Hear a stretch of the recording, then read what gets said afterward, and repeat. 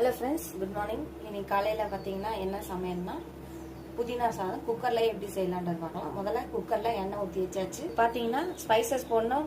பட்டை, லவங்கம், பிரிஞ்சி இலை, சோம்பு அவங்கவுங்களுக்கு தேவையான அளவு போட்டுக்கலாம். வெங்காயம் ஒரு 2 போட்டுக்கலாம், பெரிய சைஸு நீல வாக்கில் அரிஞ்சு போட்டிருக்கேன்.